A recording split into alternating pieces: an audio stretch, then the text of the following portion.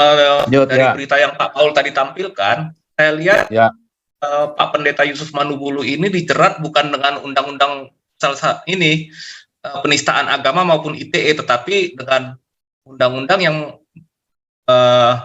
memberikan sanksi terhadap isu sara dan bohongan publik. Nah, itu yang saya khawatir. Nanti kemungkinan ada yang mungkin murtadin ataupun petobat-petobat baru yang palsu ini yang akan memberikan kesaksian. Nah, itu yang sangat berbahaya itu, Pak. Gitu.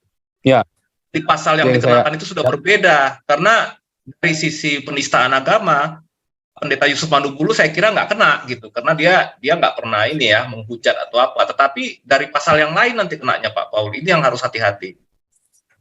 Ya. Yang kedua itu mengenai yang tadi di Medan itu kita lihat itu orang dari partai apa. Nah, kemudian kalau dia mencapreskan seseorang, berarti kita udah tahu dong dia membuka kartunya sendiri bahwa ini agak sedikit ini ya sektarian dan agak rasis gitu ya. Dengan hate speech juga rasis, itu hate speech ya. Pak. Itu hate speech, ujaran kebencian. Ya itu hate speech itu ya, itu nanti mungkin Pak Santiamer dengan Galarua lah ya. Tetapi hati-hati dengan ini ya. Sekarang itu yang menjerat itu bukan lagi penistaan agama, tapi sara dan kebohongan publik. Ini yang kita harus waspadai. Aja mungkin silakan dilanjutkan yang lain. Kita sebelum lanjut ya, sebelum lanjut yang lain ya. Sebelum lanjut yang lain, Saudara ya. Saya sudah pernah bilang sama Yusuf Manubulu ya masalah hal ini ya. Seperti yang Pak Raja Uti tadi bilang, Pak Raja itu juga sudah dengar sendiri. Saya tegur 2 atau 3 kali saya tegur Yusuf Manubulu ya, bahwa Pak ini satu, kamu sendiri rugi. Kedua, kalau ternyata dia tadinya bohong, kamu akan rugi. Kamu bisa kena masalah. Tetapi yang kedua juga kita semua akan dipermalukan oleh yang kebohongan-kebohongan kalau memang bohong. Ya karena ada beberapa, tidak perlu saya sebutkan namanya ya. Yusuf Manubulu tidak tahu kalau dia bohong karena sudah banyak yang ketipu sama murtadin ini, satu orang ini ya. Saya sudah bilang, cuman kita tidak pantas ya kita ngomong-ngomong gitu. Tapi saya beberapa orang sudah saya kasih tahu. Karena buktinya apa? Karena sudah 3 orang mau nyamperin dia. Karena waktu itu rumahnya dekat dengan rumah saya ya, hanya 20 menit naik mobil. 15 menit malah dari rumah saya. Ya, mau saya samperin. Begitu tahu kita cuma 15, oh ya, kira-kira saya sampai sana setengah jam lagi. Wah, dia langsung nolak, Saudara ya. Terus saya langsung cek ke pendetanya dia ya, di sinodenya dia. Kebetulan sekdanya itu hopeng sama saya, hopeng banget sama saya sekdanya. Dicek nggak ada, Saudara, nama dia. Ya. Nah, itu hati-hati, Saudara ya. Hati-hati. Waktu itu Yusuf Manubulu masih ngeyel. Yang kedua juga lagi ya, ngeyel lagi kamu cek aja. Bahkan nomor handphonenya sekdanya itu saya kasih ke Yusuf Manubulu. Ini nomor handphonenya, kamu tanya sendiri sama dia. Oh sampai tak gituin loh, masih bandel ya. Terus yang kedua waktu itu apa ya kasusnya ya? Saya bilang lagi Yusuf Manubulu, ya kan nggak apa-apa itu hak saya loh ya. Karena kamu kalau mau bilang hak kamu, ya saya udah bilang sama dia, terserah kamu. Tetapi ini akan merusak kalau sampai ternyata dia beneran bohong, itu akan merusak kesaksian kita semua. Ya, yang ketiga yang masalah si Vera yang kawin sama Tuhan Yesus yang katanya dihamili Tuhan Yesus itu, ya itu kalau itu sebenarnya sudah bentuk kesesatan ya. Saya sudah ingatkan Yusuf Manubulu di masalah ini. Tapi whatever ya, kita tahu ya asalnya semua Yusuf Manubulu memang dengan hati yang murni ingin memberitakan Injil. Saya sudah beberapa kali interaksi dengan beliau sampai terakhir saya cukup keras masalah KC karena waktu itu mau dimonopoli ya. Saya nggak suka kalau namanya monopoli itu dari dulu saya nggak suka, Saudara ya. Jadi kalau saya gini ya, kita akan kumpulkan dana buat Yusuf Manubulu. Tepat belakangnya kasih kode 47 ya. Kenapa 47? April tanggal 7 ya, Saudara ya.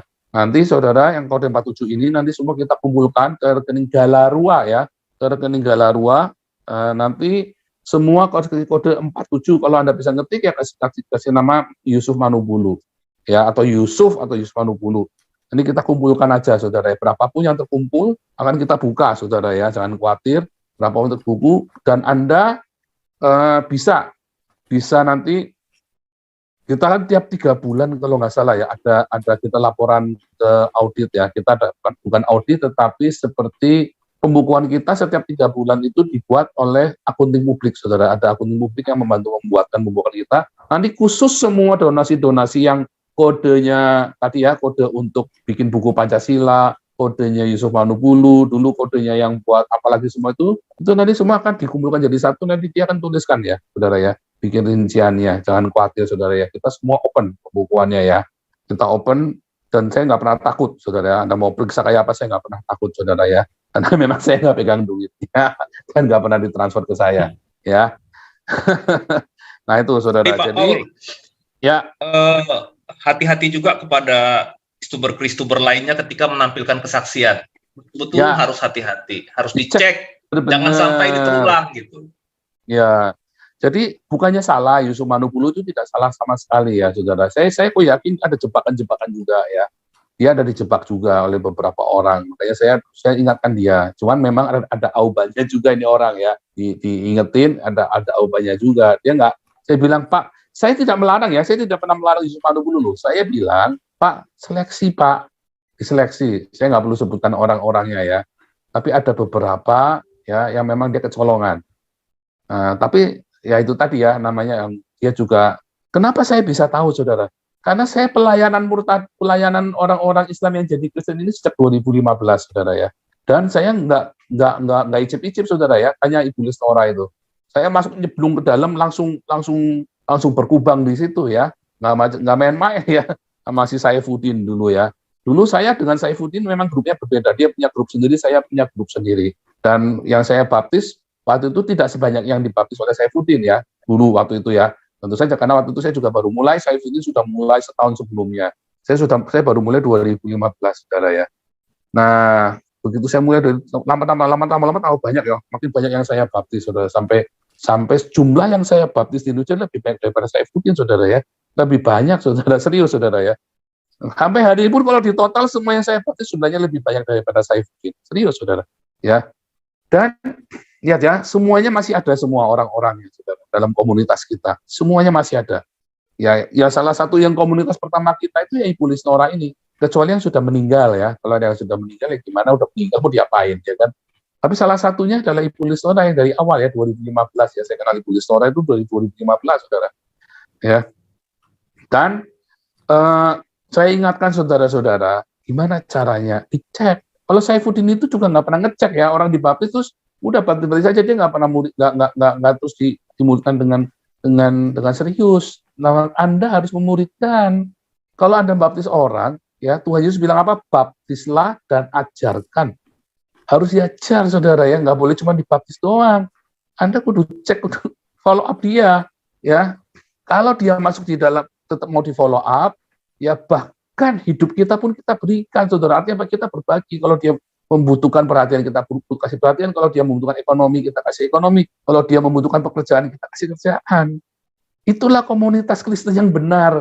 Jadi Anda nggak terus naikin murtadin terus. Anda cuma mau cari duit, cari viewer doang. Oh, hati-hati, saudara. Makanya saya nggak hobi naikin kesaksian. Saya pilihin benar, saudara. Saya hati-hati sekali. Sekali waktu kita pernah kecolongan, katanya orang ini beragas duit, saudara ya. Langsung nggak saya naikkan lagi, saudara ya. Begitu saya tahu langsung saya stop ya. Sampai hari ini orangnya masih merengek-rengek, saudara ya. Saya nggak urusan, langsung saya blok semua channel saya sama dia. Hati-hati ya, kalau orang ini minta duit, bilang saya dulu. Saya tegas, saudara, kalau begitu ya, nggak main-main, saudara ya. Nah, soalnya kita nggak boleh ya, saudara. Kita nggak boleh ngiming-ngimingi uang, ngiming-ngimingi apa. Oh, kita nggak boleh, sudah nggak main-main ya. Anda mau pura-pura mau jadi Kristen, lalu begitu masuk mau langsung malakin kita, lu balik aja jadi Islam, nggak apa-apa. Ya, kita mah nggak main-main, saudara ya. Oke, lanjut dulu. Bentar Pak Paul, ini dari berita yang Pak Paul tadi tampilkan, saya lihat Pak Pendeta Yusuf Manupulu ini dijerat bukan dengan undang-undang ini penistaan agama maupun ITE, tetapi dengan undang-undang yang memberikan sanksi terhadap isu sara dan bohongan publik. Nah, itu yang saya khawatir. Nanti kemungkinan ada yang mungkin murtadin ataupun petobat-petobat baru yang palsu ini yang akan memberikan kesaksian. Nah, itu yang sangat berbahaya itu, Pak. Gitu. Ya. Di pasal yang dikenakan itu sudah berbeda. Karena dari sisi penistaan agama, Pendeta Yusuf Manupulu saya kira nggak kena gitu. Karena dia nggak pernah ini ya menghujat atau apa. Tetapi dari pasal yang lain nanti kenanya, Pak Paul. Ini yang harus hati-hati. Ya. Yang kedua mengenai yang tadi di Medan itu kita lihat itu orang dari partai apa. Nah, kemudian kalau dia mencapreskan seseorang, berarti kita udah tahu dong, dia membuka kartunya sendiri bahwa ini agak sedikit ini ya, sektarian dan agak rasis gitu ya. Sekalian, Mungkin dengan ya head speech juga, rasis, itu head speech, ya. Pak. Itu head speech, ujaran kebencian. Ya, itu head speech itu ya, itu nanti mungkin Pak Santiamer dengan Galarua lah ya. Tetapi hati-hati dengan ini ya, sekarang itu yang menjerat itu bukan lagi penistaan agama, tapi sara dan kebohongan publik. Ini yang kita harus waspadai. Oke, itu aja Pak Paul, silakan. Lanjut. Tadi siapa tadi? Ardo Purba ya? Ardo, Pak Ardo. Ardo. Shalom semuanya. Shalom Pak Paul, shalom Pak Rajauki. Ya, selamat malam semuanya, dan selamat sore, selamat pagi di seluruh dunia ya, gimana pun Anda berada. Ya, begini, waktu saya pertama kali dapat WA privat ya, bahwa yang mengatakan bahwa Bang Ardo Yusuf Manubulu ditangkap polisi. Itu, waduh, kenapa lagi nih para YouTuber Indonesia? Itu ya, kenapa mereka kejerat kasus lagi? Itu. Nah, ini yang membuat saya jadi heran ya sebenarnya. Mungkin nanti Pak Haki Amir bisa menjelaskan juga ya sebenarnya. Begini, saya kemarin kira-kira sehari yang lalu lihat channelnya siapa ya, channel sebelah lah, saya sebutkan aja ya, gitu. Itu mengatakan begini, kalau orang kita yang dikejar kasus seperti ini, nggak perlu nyampe 1 hari udah jadi tersangka, ya. Nah, tetapi kalau orang seberang yang melakukan hal seperti ini, ya bahkan contohnya aja tersebut kayak Julius, ya. Ini saya dapat info dari yang di sebelah juga, bahwa mengatakan bahwa udah 6 bulan kasusnya masih dalam keadaan penyidikan, gitu. Ya, orangnya belum ditangkap sampai sekarang tuh. Nah, itu gimana gitu. Nah, ini kan udah menjadi suatu ironi bagi kita semua gitu loh. Jika ini di Indonesia, ini negara Indonesia, aku negara hukum, aku negara agama gitu. Nah, ini kan jadi serba salah jadinya kita ini gitu. Nah, itu yang pertama ya. Ya, jadi itu saya tadi udah dapat informasinya bahwa beberapa yang orang seberang yang dipersangkakan itu sampai sekarang kasusnya tidak jelas, gitu. Ya, yang pertama. Yang kedua, kita ini sebagai orang Kristen itu selalu jadi sasaran target. Ya, sasaran target apa? Sasaran target mereka untuk membungkam kita semua, gitu. Nah, saya lihat beberapa YouTuber itu sekarang tuh ada yang beberapa nggak live itu lagi, yang biasanya live jadi nggak live gitu. Nah, berarti mereka udah diincer gitu. Nah, ini harus kita waspadai juga sebenarnya gitu. Saya udah melihat gagak-gagak yang tidak baik ya dari orang-orang yang memang yang menargetkan orang-orang Kristen ini gitu. Nah, yang terakhir ya, yang pesan saya, bagaimana kita ini ya, khususnya Pak Haki Amer ya, itu di Galarua, bagaimana kita berteriak itu untuklah sebenarnya cukup sudah untuk masalah-masalah agama seperti ini. Bosen, nggak ada habisnya gitu. Ya, bagaimana kita meminta kepada pemerintah untuk sudahlah pisahkan agama dari undang-undang negara ini gitu. Karena udah terlalu banyak makan korban gitu.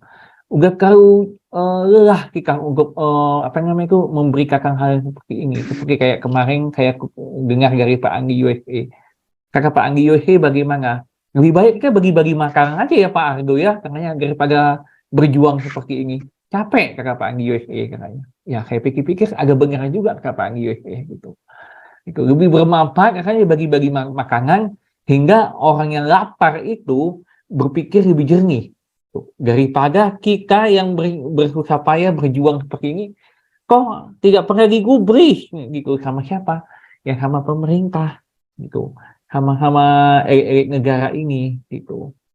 Nah, inilah pesan saya di sini sebagai sebenarnya saya jarang ya untuk berkomentar masalah politik, dan saya juga nggak suka politik, cuma saya rasanya geram sekali nengok yang terjadi sama kemang-kemang kita ya, para apologet ya, para Kristober yang selalu akhirnya endingnya akan dipenjara dan akan ditangkap ya. Tapi gitulah ya kemang-kemang semua. Yesus aja pada saat mau ditangkap dikeroyok rame-rame itu.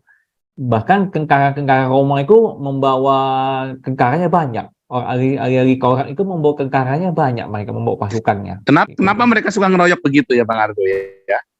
Iya, aku bingung juga Pak Paul ya. Gitu. Kenapa kalau orang Kristen ini kayaknya dikeroyok rame-rame ya Pak Paul ya? Gitu. Nah, kenapa kudu ngeroyok ya? Apa yang mereka takutkan ya sebenarnya ya? Mereka mayoritas tuh padahal loh. Iya. Apa yang mereka takutkan? Betul. Nah, itu sebetulnya waktu yang suruh itu Pak, ada bohir di belakang itu, orang kuat yang suruh. Waktu nangkap Muhammad Kaci aja 25 personel. Padahal orang pincang. Saudara ini Yusuf Manubulu 43 orang loh.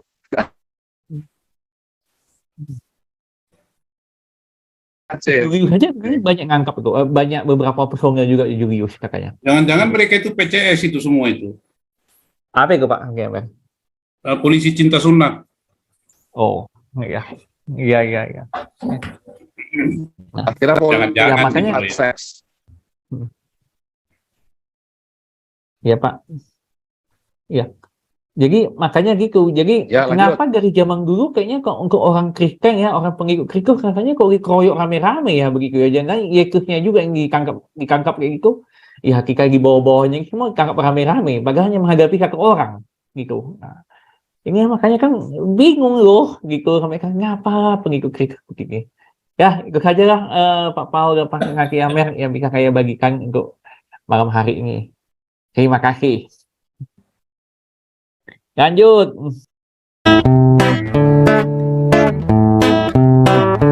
Kau bilang kau menang debat lawan domba yang sesat. Kau bilang banyak yang tobat.